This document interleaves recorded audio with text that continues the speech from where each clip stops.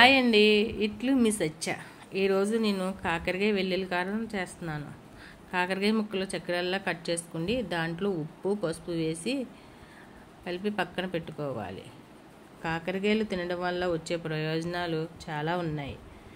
BP, IBP, కడుపులో నులుపురుగుల్ని, షుగర్ని, చర్మం సంబంధించిన వ్యాధుల్ని తగ్గిస్తుంది.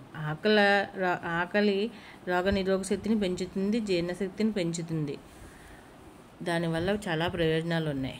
ఒక ప్యాన్ పెట్టుకొని 1 స్పూను నువ్వులు, 1 స్పూను వేరుశనగ గుళ్ళు, 1 స్పూను శనగపప్పు వేసి సిమ్లో పెట్టి దోరగా వేయించాలి. అదే ప్యాన్లో మళ్ళీ 1 స్పూన్ ధనియాలు, 1/2 టీ స్పూన్ జీలకర్ర, 10 ఎండుమిరపకాయలు తుంచుకుని వేసుకుని వేయించాలి. అన్నీ కలిపి మిక్సీలో వేసి పక్కన పెట్టుకోవాలి. అదే ప్యాన్లో 1 స్పూన్ ఆయిల్ వేసి కాకరకాయ ముక్కలు వేసి నీరంతా బయటకు వచ్చేంత వరకు వేయించాలి. మిక్సీలో 4 వెల్లుల్లి రబ్బలు వేసి పొడిలో 4 వెల్లుల్లి రబ్బలు వేసి మళ్ళీ మిక్సీ పెట్టుకోవాలి. కాకరకాయ ముక్కలన్నీ వేగిపోని అవి తీసి ఒక ప్లేట్లో వేసుకుని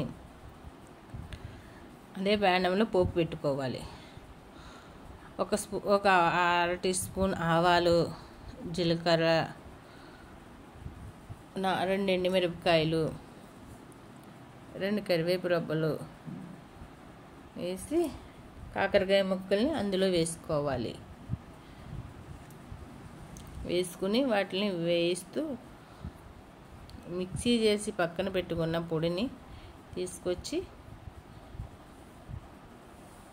ఈ కాకరకాయ ముక్కల్లో వేసి కాసేపు మగ్గనివ్వాలి. అంతే, ఇంకా కాకరకాయ కారం రెడీ అయిపోయినట్టే. మనకి చాలా రుచిగా ఉంటుంది, అస్సలు చేదన్నదే తెలియదు. మనం ఈ పొడులన్నీ వేసాం కదా, దానివల్ల చేదు మనకు తెలియదు. పిల్లలు కూడా చాలా చక్కగా తింటారు ఈ కాకరకాయ వెల్లుల్లి కారాన్ని. ఒకసారి చేసి చూడండి, చాలా బాగుంటుంది. ఇదిగో బౌల్లో తీసేసుకున్నాను, చాలా బాగుంటుంది. రెడీ అయిపోయింది మన వెల్లుల్లి కాకరకాయ కారం. నేను టేస్ట్ చూసి చెప్తాను ఇప్పుడు. అది చాలా బాగా వచ్చింది, చాలా టేస్టీగా ఉంది.